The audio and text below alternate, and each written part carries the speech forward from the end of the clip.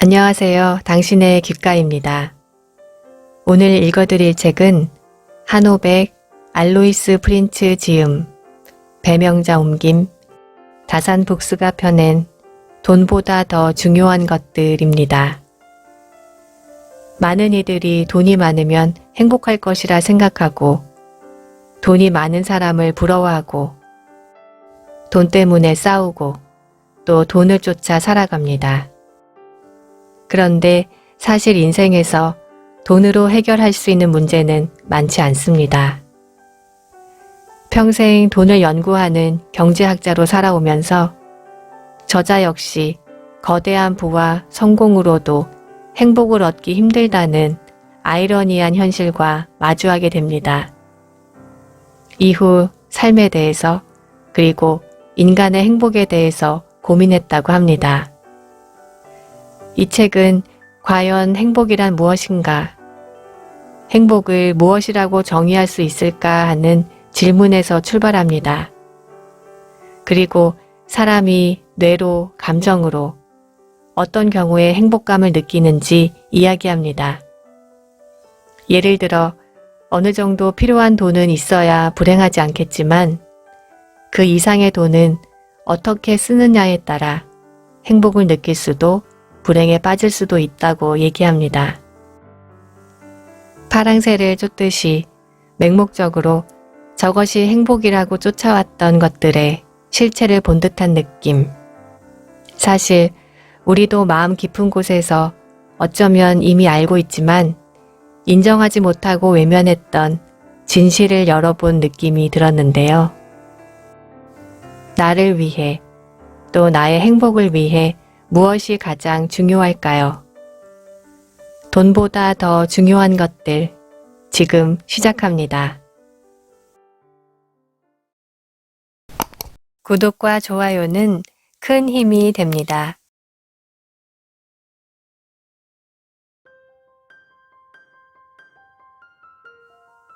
일곱 번 인생을 산 사람. 프라네 셀락의 첫 번째 인생은 1962년 1월에 끝났다. 그 전까지 그의 인생은 아주 평범했다. 음악학교에서 작곡과 피아노를 배우고 결혼해서 아들 하나를 낳고 이혼하고 재혼했다. 그러나 프라네 셀락이 1962년 1월 사라예보에서 크로아티아의 항구 도시 두브로브니크로 가는 열차에 오르면서 평범한 첫 번째 인생은 끝났다. 사라예보에서 일을 마친 프라네는 피곤했고 집에 가고 싶은 마음뿐이었다. 창밖으로 비가 내렸고 같은 객차엔 할머니 한 명이 있었다. 기차가 네레트 바강 계곡 사이를 지나가고 있을 때 선로 위의 낙석 때문에 기차가 탈선해 강으로 추락했다. 프라네는 물속으로 빨려 들어가면서 한 손으론 할머니를 잡고 다른 손으론 헤엄을 치려 안간 힘을 썼다.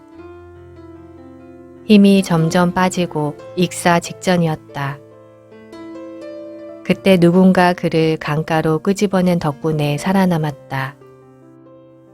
이날 17명이 목숨을 잃었다. 살아남은 프라네 셀락의 두 번째 인생이 시작됐다. 그의 두 번째 인생은 1년 정도 지속됐다.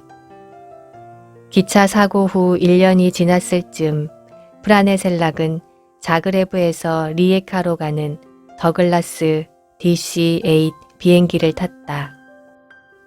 그는 좌석에 앉아보지도 못했다. 스튜어디스와 차를 마시며 농담을 주고받고 있는데 갑자기 비행기 뒷문이 열려 파일럿과 스튜어디스 그리고 승객 17명과 함께 밖으로 튕겨나갔다. 파일럿과 스튜어디스 그리고 승객 17명은 사망했다. 그러나 프라네 셀락은 살아남았다. 기적적으로 건초 더미에 떨어져 다친 곳 하나 없이 멀쩡했다. 세 번째 인생이 시작되었다. 세 번째 인생도 그리 길지 않았다. 네 번째, 다섯 번째, 여섯 번째도 마찬가지였다. 세 번째 인생은 그가 탄 버스가 계곡으로 추락하면서 끝났다. 물론 그때도 그는 멀쩡히 살아났다. 네 번째 인생이 시작됐다. 자동차에 두 번씩이나 불이 붙었다.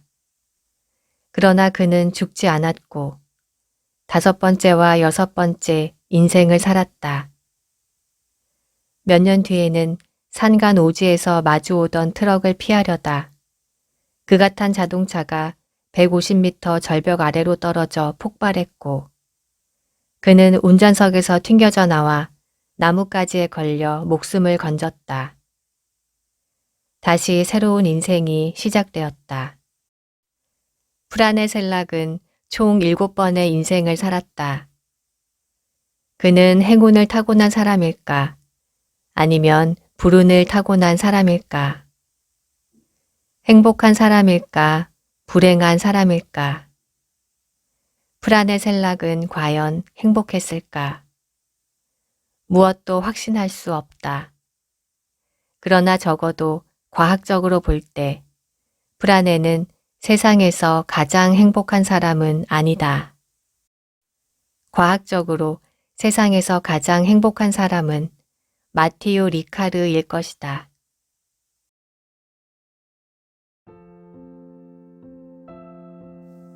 훈련으로 행복을 얻을 수 있을까? 행복을 과학적으로 측정할 수 있을까? 미국의 뇌과학자 리처드 데이비드스는 그렇다고 대답했다. 데이비드스는 행복을 배울 수 있다고 확신했다. 마라톤을 위해 신체를 단련하듯 행복을 위해 정신을 훈련해야 한다고 믿었다.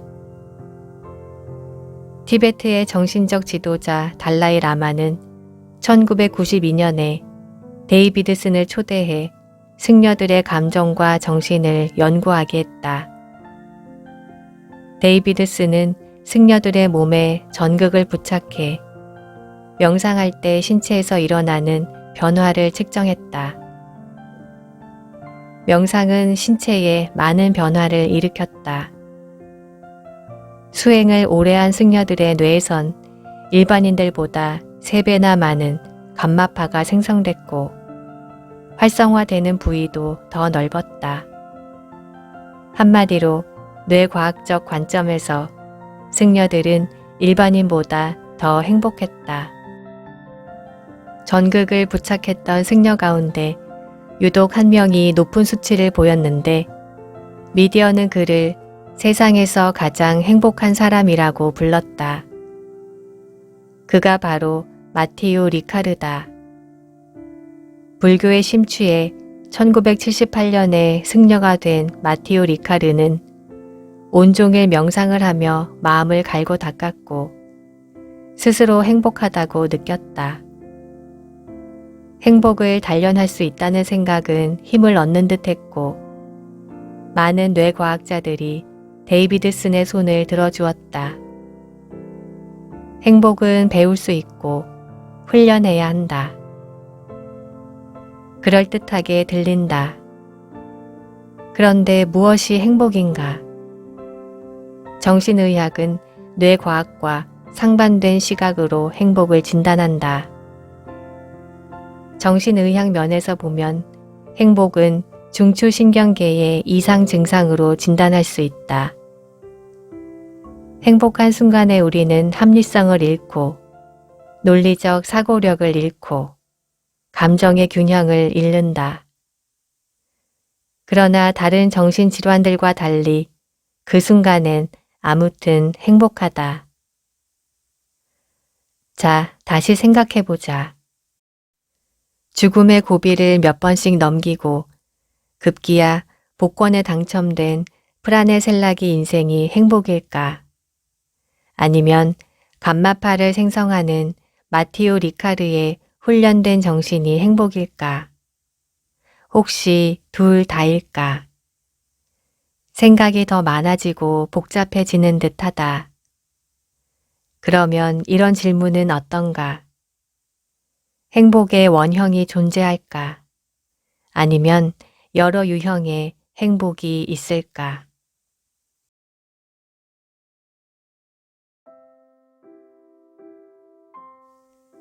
우리에겐 정말 숫자가 필요할까?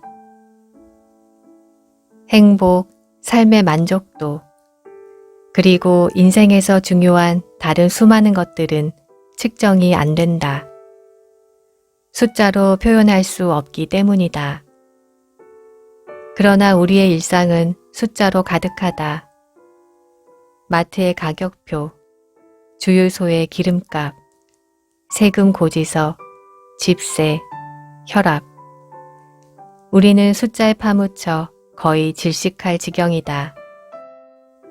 그리고 이제 행복감과 만족도까지도 측정하려 한다. 숫자로 표현할 수 없는 것을 측정할 수 있는 새로운 수치를 만들려 한다. 첫 번째 질문. 우리는 그런 수치가 필요한가? 어쩌면 우리의 행복감과 만족도를 생체 인식 신분증에 기입하고 그것을 기준으로 평가하는 상상을 누군가 하고 있을지도 모른다. 보험회사, 의사, 마케팅 전문가에겐 환상적인 아이디어다.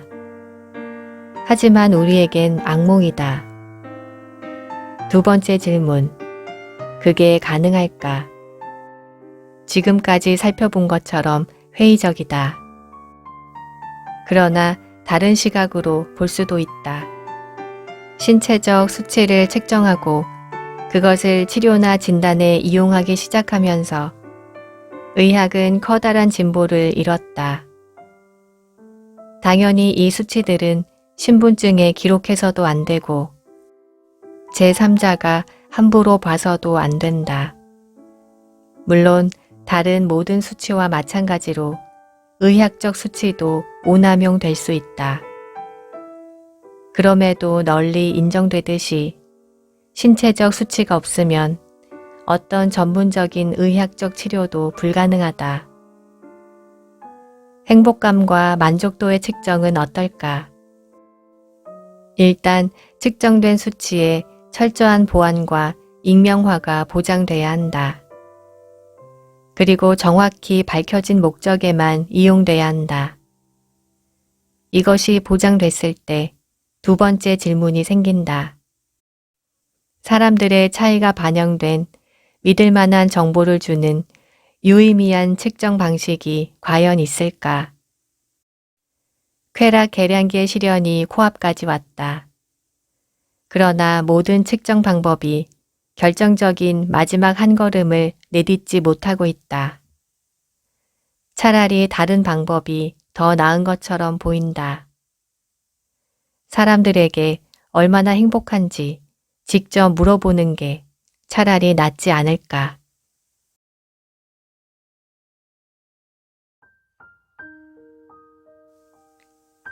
자주 다투는 부부의 공식. 집안의 행복은 무엇에 달렸을까?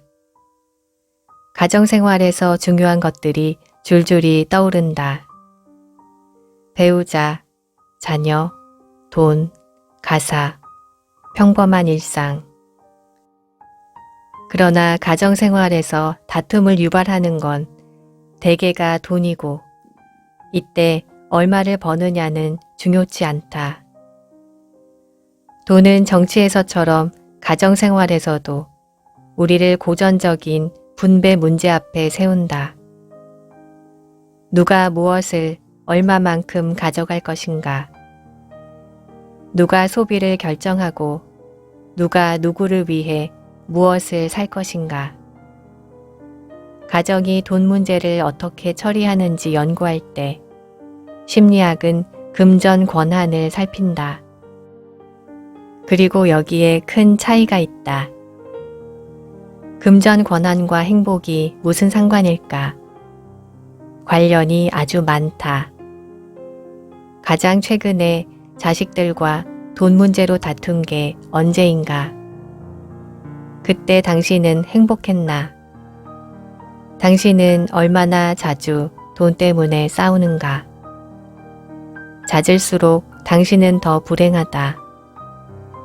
당신과 다툰 상대방도 불행하다. 그렇지 않은가? 관점을 바꿔 물을 수도 있다. 행복한 부부와 불행한 부부는 소비 결정에서도 차이가 날까? 당연히 명확한 차이가 있다. 행복한 부부는 돈과 관련해서 덜 다툰다. 왜 그럴까? 아주 간단하다.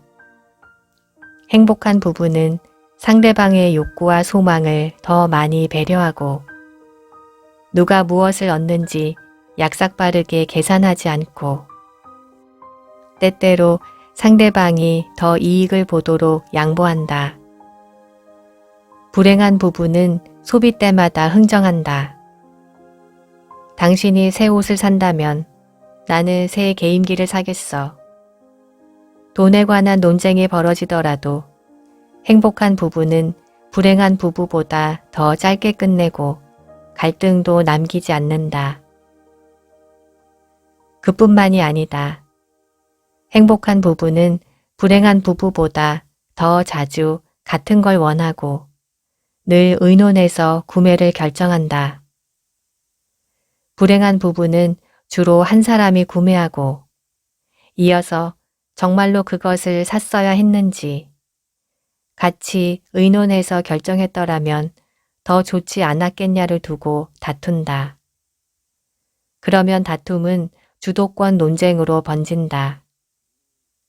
불행한 부부는 자주 다투고 서로에게 주의를 기울이지 않고 구매 결정을 의논하지 않고 그것이 불행을 강화하고 그래서 더 자주 다투게 된다. 악순환이다. 배우자와 돈 때문에 싸우는 게 지긋지긋하다면 정확히 이렇게 하라. 매사에 공정하되 존중하는 마음으로 다정하게 대화하고 상대방의 말을 귀 기울여 들어라. 그러면 당신과 배우자의 삶 모두 행복해진다. 연구에 따르면 서로에 대한 존경, 동맹, 다정한 대화, 공정한 태도, 평등한 권한이 돈과 관련한 부부싸움을 줄인다. 그리고 몇 가지 관계 규칙에 주의하면 배우자의 외도도 막을 수 있다.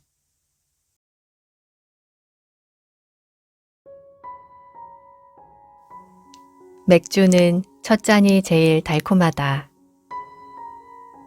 행복한 순간을 사냥하듯 쫓으면 행복할까? 파티, 마약, 도취를 파고드는 쾌락사회가 행복감을 줄까? 삶의 만족도를 높일까? 무엇을 하고 싶고 해야 하고 해도 되는지는 지극히 개인적인 일이다. 과학은 그것에 대해 할 말이 없다. 그러나 이런 생활 방식이 행복을 주는지 확인하는 데는 과학적 연구가 도움이 된다. 심리학자, 사회학자, 경제학자, 신경과학자에게 물어보자. 그들은 모두 행복감에 관한 우리의 지식 향상에 막대한 공헌을 했다. 경제학에서 시작해보자. 경제학에 대한 대표적인 오해가 있다. 우리는 경제학자가 사람들에게 더 많이 일하고 더 많이 소비하고 무엇보다 점점 발전하라고 설교한다고 믿지만 그렇지 않다. 언뜻 맞는 말 같지만 틀렸다. 경제학자는 소비에 대해 완전히 다르게 생각한다. 그들은 사람들이 과소비를 하면 행복을 덜 느낀다고 믿는다. 경제학자가 한계 효용 체감의 법칙이라는 학술적 표제어 아래에 붙이는 주장은 간단하다. 행복은 제한에 있다. 좋은 것도 과하면 행복을 주지 않는다.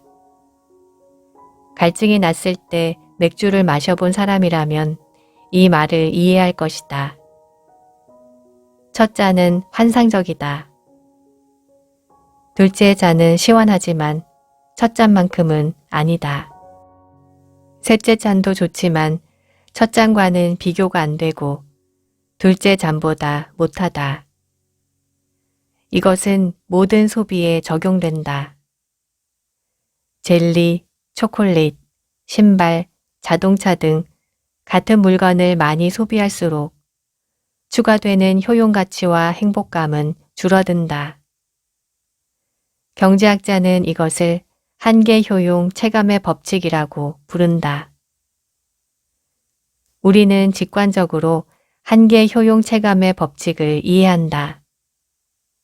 그래서 젤리 한 봉지를 먹은 뒤에, 물론 때때로 두 봉지를 먹은 뒤 그만둔다. 흥미롭게도 우리의 위장과 식욕도 한계 효용 체감의 법칙을 일깨워준다.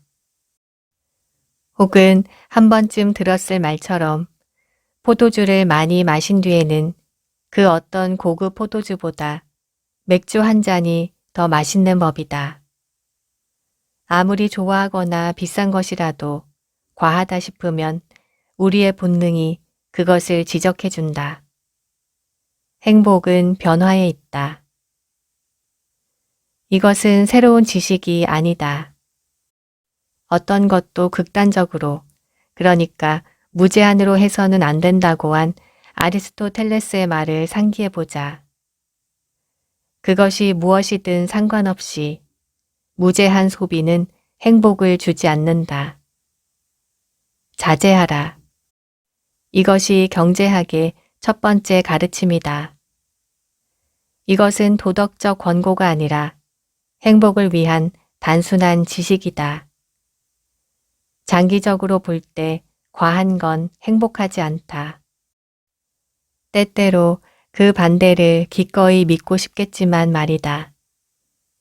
경제학자는 쾌락 사회에 대한 두 번째 가르침도 준다.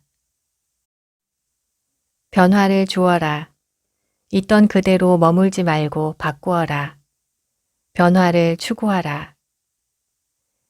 이건 역시 한계 효용 체감의 법칙과 관련이 있다. 매일 똑같은 걸 먹어야 한다고 상상해보라. 오래 가지 못하고 금세 실증이 날 것이다. 변화는 행복의 열쇠다. 변화는 소위 쾌락의 쳇바퀴에서 가끔이나마 내려오게 하는 최소한의 수단이다. 간단한 실험이 보여주듯이 인간은 이런 가르침을 직관적으로 이해한다. 5주 안에 비싼 프랑스 요리를 한 번 먹을 수 있다고 약속하고 피험자들에게 두 가지 선택권을 주었다. 첫 번째 주말에 프랑스 요리를 먹을 것인지 아니면 세 번째 주말에 프랑스 요리를 먹을 것인지 정할 수 있었다. 피험자들 대부분이 세 번째 주말에 프랑스 식당에 가기로 정했다. 다음 실험지에선 선택권을 확대했다. 첫째 주에 갈지, 셋째 주에 갈지의 선택권은 그대로 두고 추가로 마지막 주에 한 번 더 프랑스 요리를 제공하기로 약속했다. 그러자 기이한 일이 벌어졌다. 셋째 주말에 프랑스 요리를 먹겠다던 명확한 선호도가 사라졌다. 첫째 주에 프랑스 요리를 먹는 선택이 확실히 더 많아졌다. 아마도 두 번의 즐거운 식사를 5주에 걸쳐 배분할 수 있기 때문일 것이다. 그리고 첫 주와 마지막 주의 조합이 셋째 주와 마지막 주의 조합 못지않게 매력적이기 때문일 것이다. 인간은 쾌락을 고르게 배분하고 싶어 한다. 이것은 한계 효용 체감의 법칙과 기가 막히게 잘 맞는다. 경제학자의 가르침은 명확하다. 극단적으로 하지 말라. 변화를 두어라. 어떤 소비든 언제나 균등하게 배분하라. 행복은 자제하는 기술에 있다.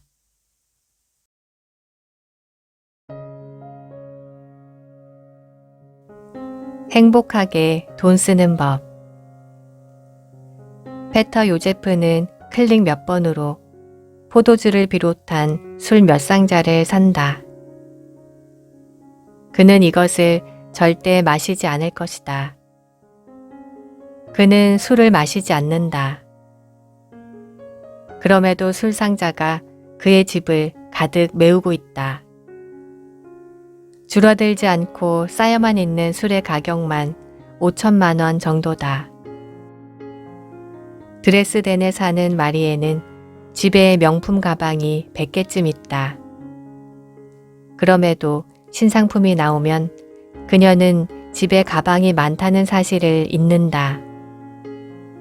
마음에 드는 핸드백을 사지 못하면 죽을 것 같은 강박을 느낀다.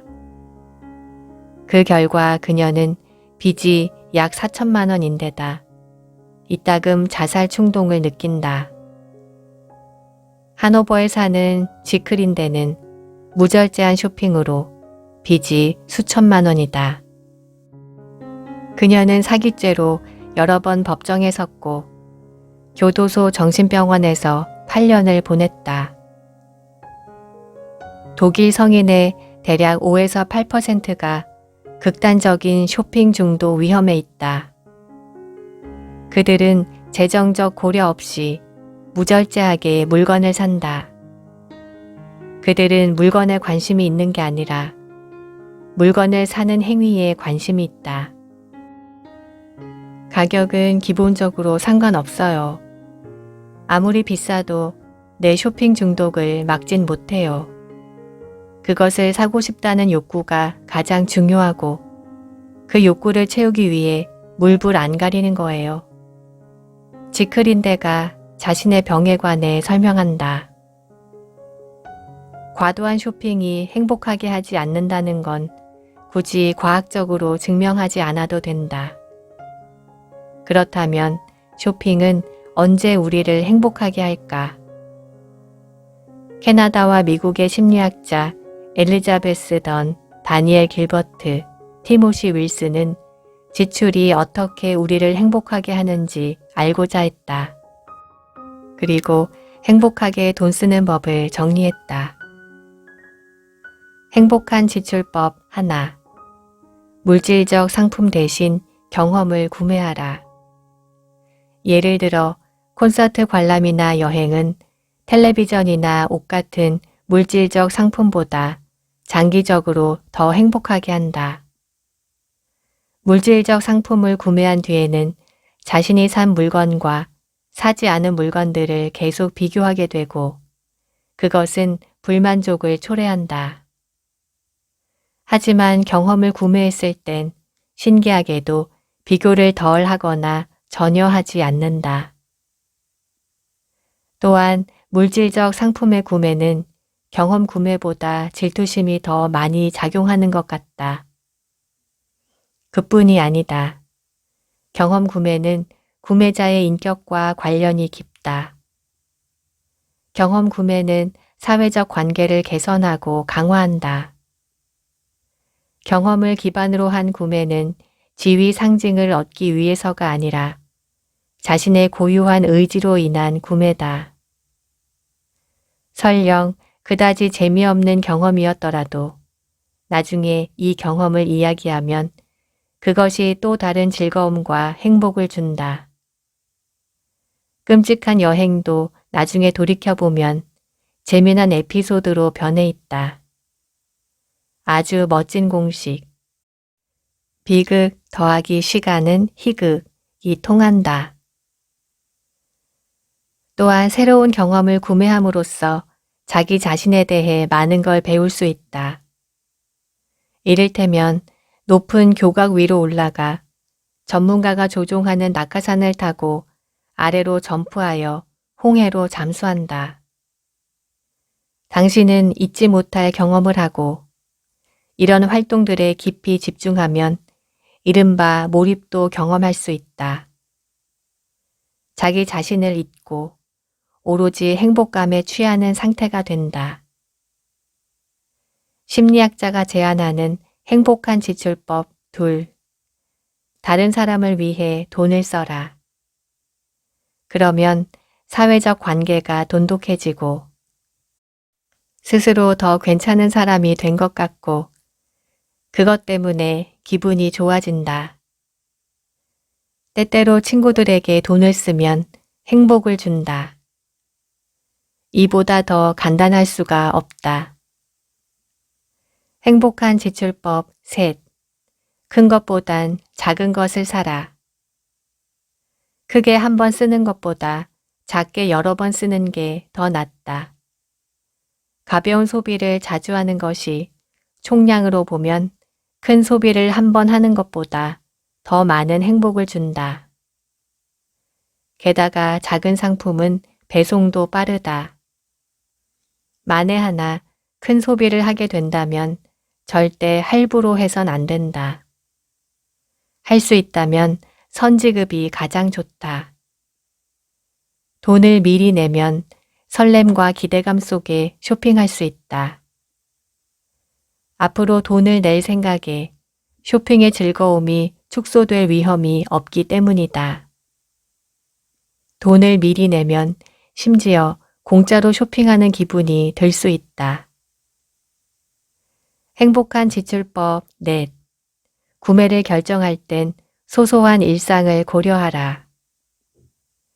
소소한 일상이 우리의 기분을 좌우하고 그것으로 결국 우리의 행복감도 좌우하기 때문이다.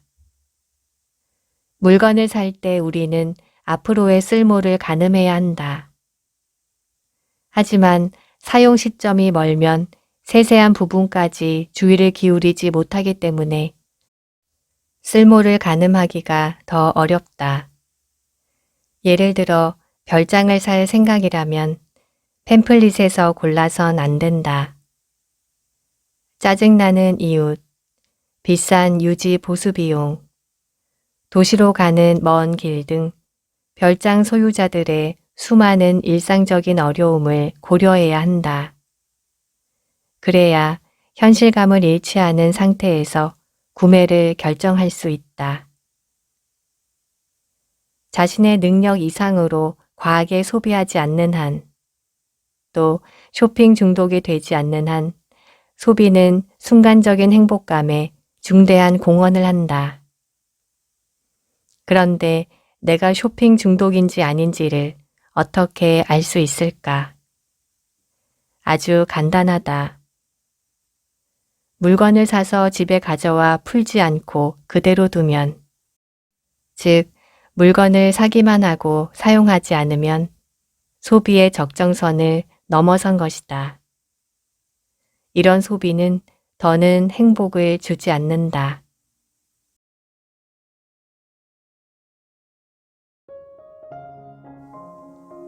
우리가 감당할 수 있는 친구는 150명까지. 마침내 때가 되었다. 이제 막 17살이 된 믿음직한 아들에게 집을 맡기고 어머니와 아버지는 차 한 대만 가지고 여행을 떠났다. 당연히 아들은 예상대로 행동했다. 재빨리 친구들을 초대하고 음료를 준비했다.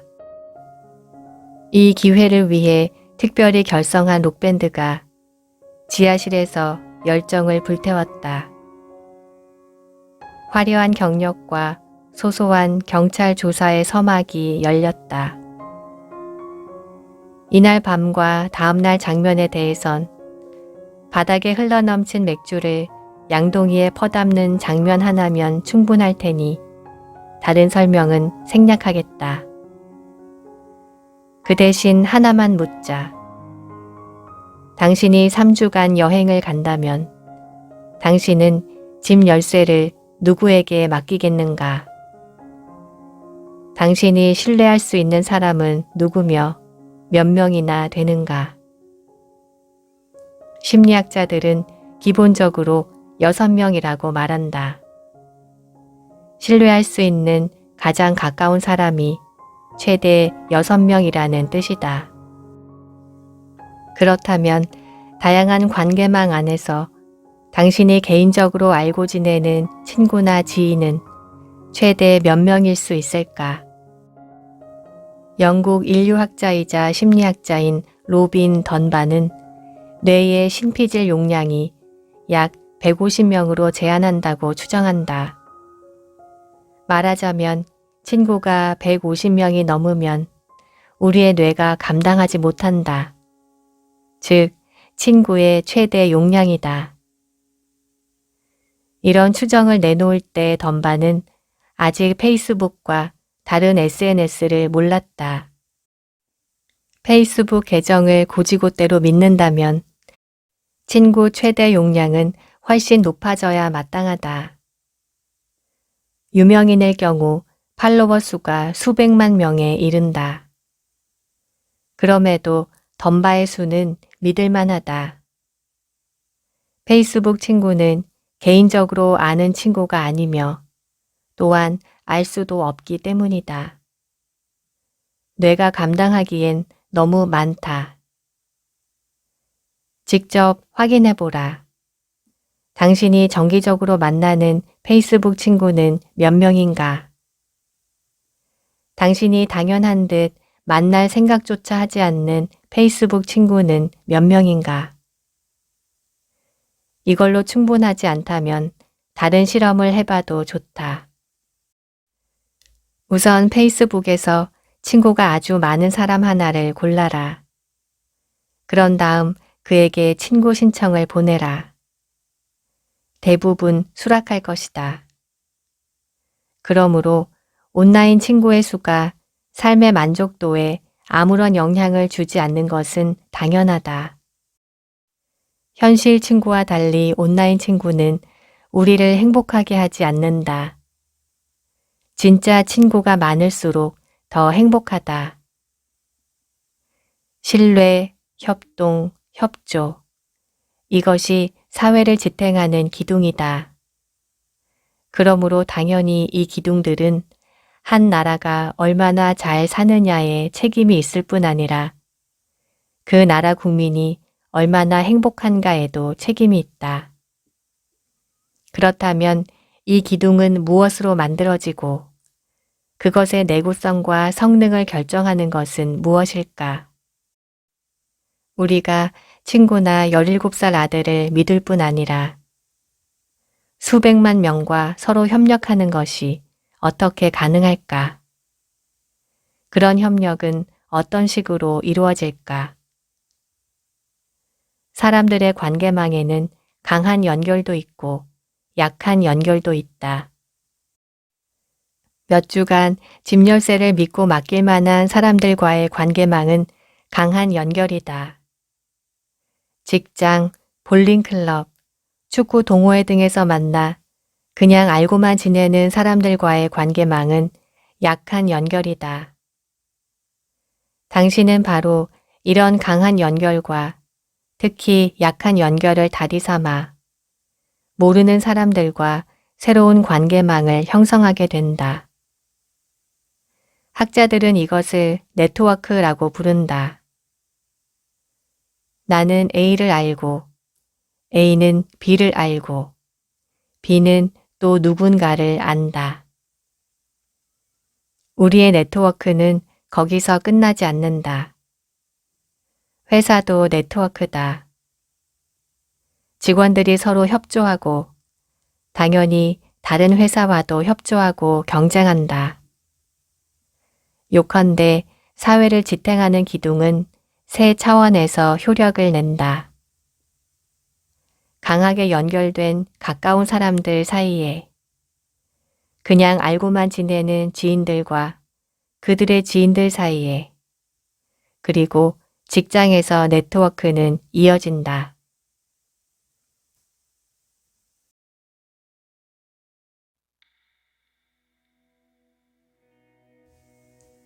같은 시련을 겪고 다른 삶을 사는 이유. 방 2개짜리 집에서 8인 가족이 보조금에 의존해 살았다. 전쟁으로 남편을 잃은 어머니는 청소부로 일하며 가족을 먹여 살리기 위해 애썼다. 그녀의 아들은 나중에 우리는 사회 부적응자였다라고 말했다. 그의 옷은 복지센터에 헌옷 수거하면서 왔다. 그는 여자든 남자든 또래 친구들이 같이 놀아주지 않아 괴로웠다. 그러나 그는 끝내 그것을 견뎌냈고 소매상 판매원 직업교육을 받았고 야간 학교에서 대학 입시를 준비했고 변호사가 되었다. 그리고 마침내 독일 연방공화국의 총리가 되었다. 이처럼 모든 장애를 뚫고 사회 부적응자에서 총리까지 오른 게르하르트 슈레더와 비슷한 사례는 많다. 운명의 모든 저항을 이겨낸 사람들, 어려움을 딛고 더 강해지고 성장한 사람들. 그러나 그런 상황에서 무너져 내려 술과 마약, 범죄, 자살로 끝나는 사례 또한 많다. 무엇이 이런 차이를 만들까? 1950년대 이후로 과학자들은 이 질문의 답을 찾아 나섰고 회복 탄력성이라는 대답을 내놓았다. 1950년에 미국의 발달 심리학자 에미 워너는 하와이 카우아이 섬 주민 약 700명을 조사했다. 같은 해에 태어나 폭력과 방치, 가정 불화를 겪고 정신질환을 앓는 부모를 두었으며 빈곤으로 점철된 유년 시절을 보낸 많은 사람들, 충만한 삶을 살 기회 없이 불우한 환경에서 자란 사람들이 대상이었다. 에미 워너는 이런 역경에도 불구하고 약 3분의 1이 전쟁 미망인 가정에서 불우하게 자라 독일 총리가 된 슈레더처럼 책임의식을 가지고 성실하게 능력을 발휘하며 살았다는 점을 발견했다. 수많은 후속 연구와 마찬가지로 워너는 이것을 토대로 인간이 자신의 운명을 개척할 수 있다는 것을 보여주었다. 운명이 아무리 많은 걸림돌을 인생길에 놓더라도 인간은 그것을 극복할 수 있다. 말하자면 어떤 사람들은 많은 것을 견디고 이겨낼 수 있다. 그리고 그런 사람들을 일컬어 회복 탄력성 혹은 저항력이 있다고 한다. 회복 탄력성은 원래 재료 과학에서 쓰는 개념이다. 물질이 심하게 일그러지거나 늘어났다가 다시 원래 상태로 돌아가면 회복 탄력성이 있는 것이다. 심리학의 회복 탄력성은 가까운 이의 죽음, 생명을 위협하는 상황, 불우한 사건 같은 인생의 역경에도 정신적으로 흔들리거나 긍정적 감정을 잃는 일 없이 꿋꿋하게 이겨내는 능력을 뜻한다. 재료과학의 회복 탄력성 비율을 이어가면 인간은 고무줄과 같다. 그러나 누구나 항상 그런 건 아니다. 회복 탄력성이 강한 사람은 정신적 저항력이 낮은 사람들보다 인생의 부정적 충격을 더 잘 이겨낸다. 인간은 때때로 스스로의 믿음보다 훨씬 더 정신적으로 강하다. 그리고 우리 모두의 인생 또한 그럴터다. 인생의 모든 것이 종종 예기치 않게 변한다. 그래서 장기적인 행복은 애초에 성취할 수 없는 목표다. 운명의 힘으로는 영원한 끈을 짤 수 없다. 프리드리히 실러의 시 종의 노래에 나오듯이 인간은 더 높은 힘의 장난감이자 우연의 희생자다. 고대와 중세시대의 이미 시인들은 행복을 의인화한 행운의 여신 포르투나가 너무 변덕스럽다고 불평했다.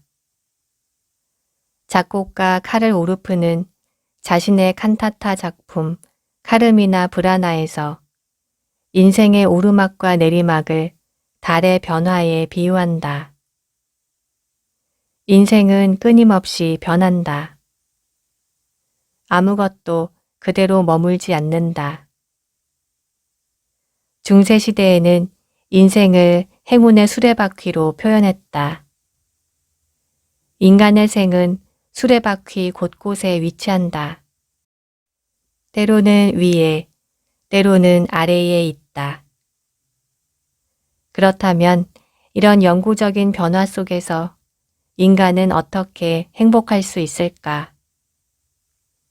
자신이 운명의 장난감이라는데 어떻게 초연하고 여유롭고 행복할 수 있을까? 매일 접하는 뉴스를 생각해보라. 그런 세상에서 어떻게 계속 행복할 수 있을까?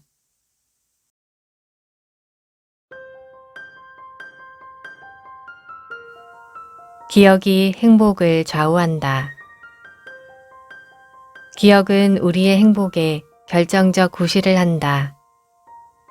그리고 몇 시간도 채 지나지 않아서 벌써 우리를 기만한다.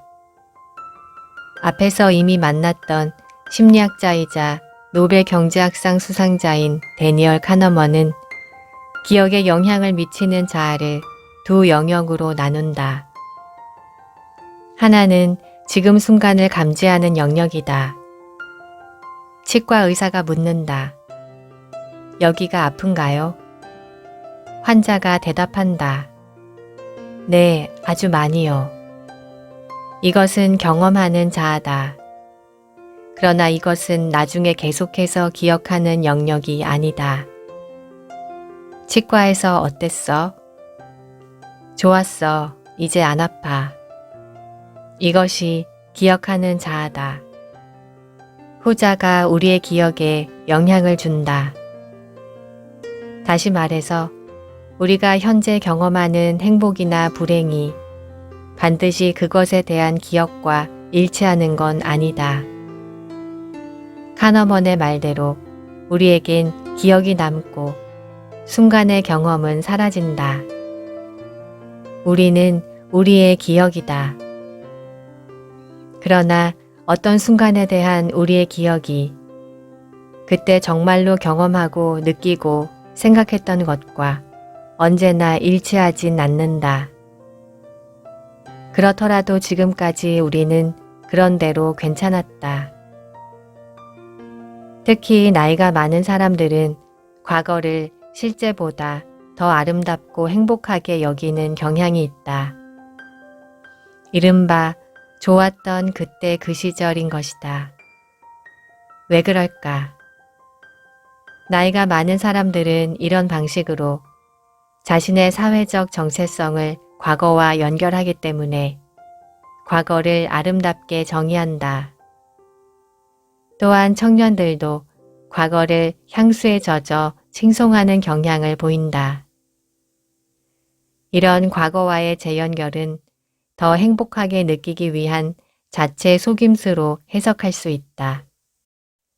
의도적으로 과거에 행복했던 순간을 기억하고 부정적인 순간을 지워버림으로써 사람들은 젊은 시절에 더 행복했다고 느낀다. 뇌는 우리가 더 잘 살도록, 더 행복하게 살도록 우리를 속인다. 불행한 사람과 행복한 사람이 다른 방식으로 기억을 처리한다는 연구 결과는 기억과 행복이 얼마나 밀접하게 연관되었는지 보여준다. 행복한 사람은 과거의 행복 경험에 크게 집착하지 않는다. 그저 갈등이 생기지 않는 수준에 만족한다. 그들은 오히려 과거의 추억을 방해할 수 있는 불편한 기억을 삭제한다. 요한 슈트라우스의 말을 빌리면 불편한 기억을 잊는 사람이 행복하다. 불행한 사람들은 다르다. 그들은 과거와 복잡하게 얽혀 있다.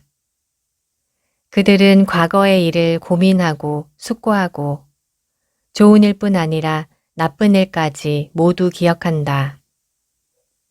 이런 기억들이 행복을 방해하는 건 당연한 결과다. 불행한 사람들이 정말로 나쁜 일을 겪었기 때문에 불행한지는 확실치 않다. 과거에 트라우마 경험을 했던 사람들이 그렇지 않은 사람들보다 현재 더 불행한 건 결코 아니다. 여기서 결정적인 표제어를 우리는 이미 알고 있다. 회복 탄력성.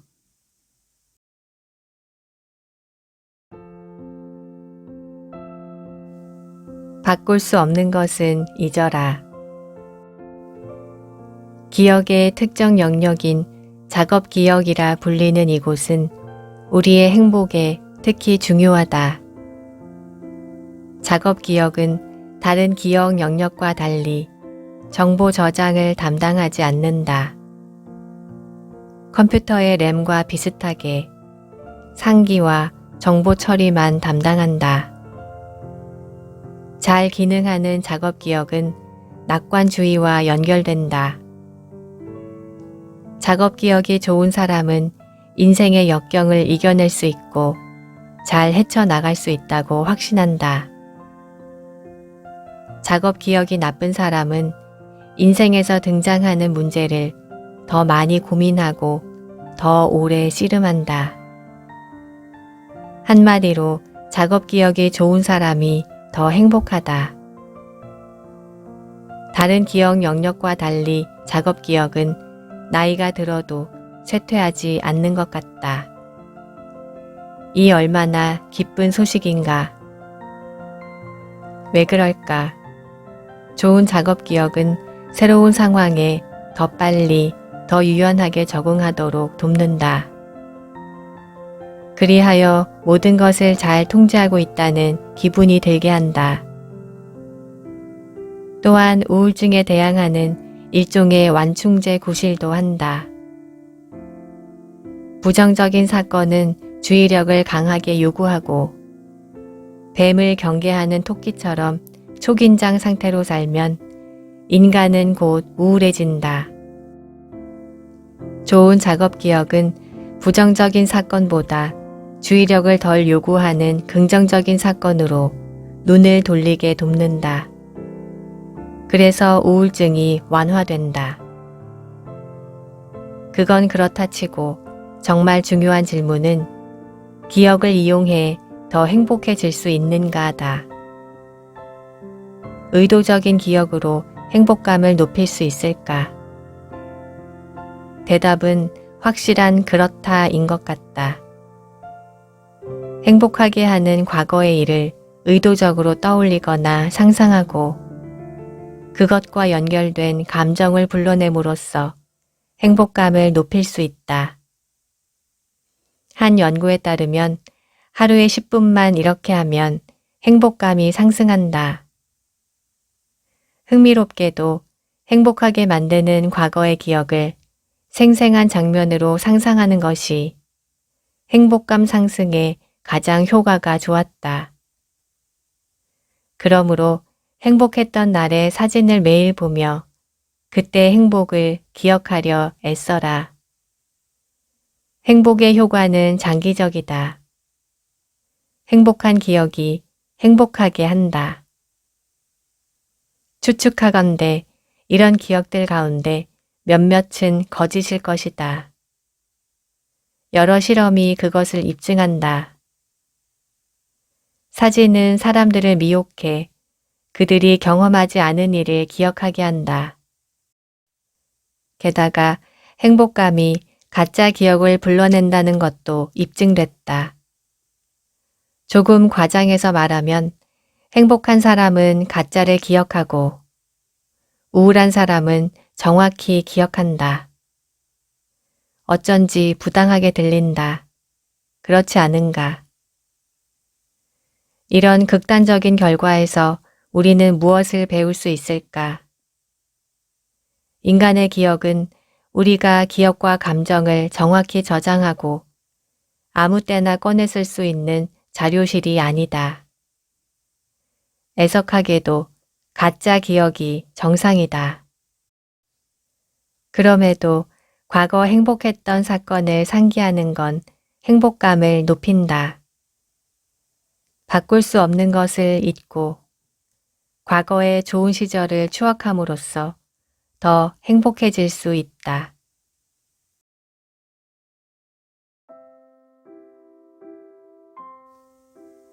에필로그. 행복으로 가는 하나의 길은 없다. 73년. 7번 인생을 산 프라네 셀락은 마침내 행복해지기까지 73년이 걸렸다. 73번째 생일 이틀 뒤에 드디어 때가 되었다. 7번을 죽다 살아난 남자에게 행운이 찾아왔다.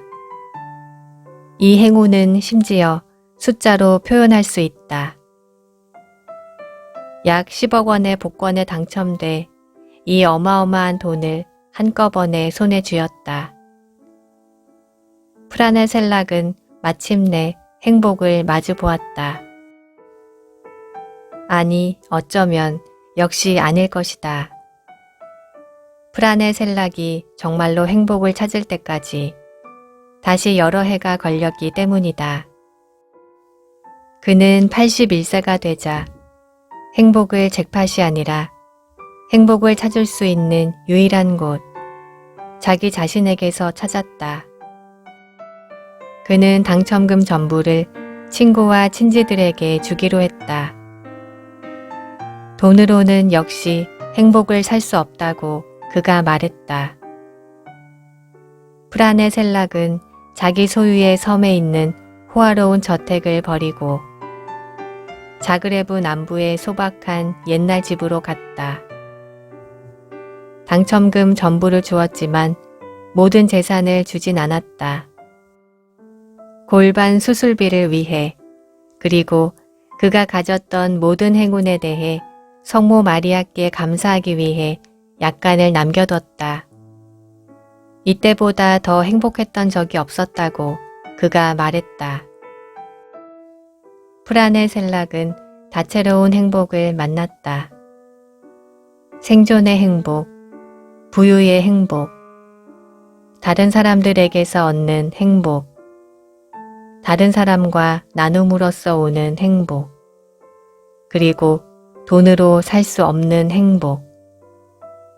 어쩌면 프라네는 자신의 행복을 발견하기 위해 이토록 먼 길을 가야만 했으리라.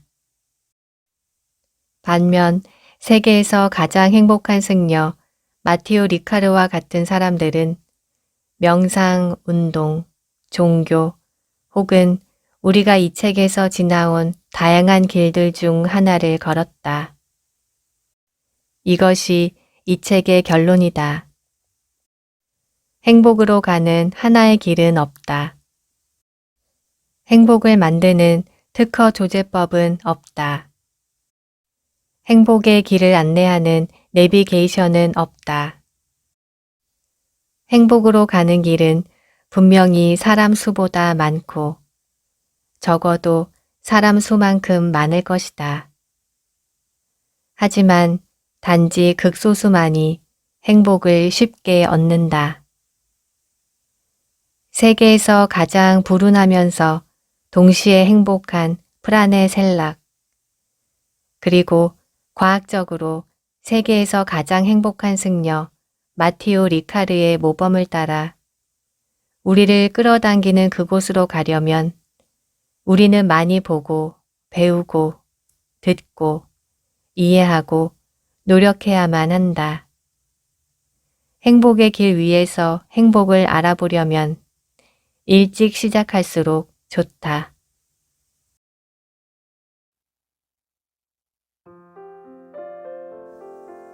경제학자의 행복 수업, 돈보다 더 중요한 것들이었습니다.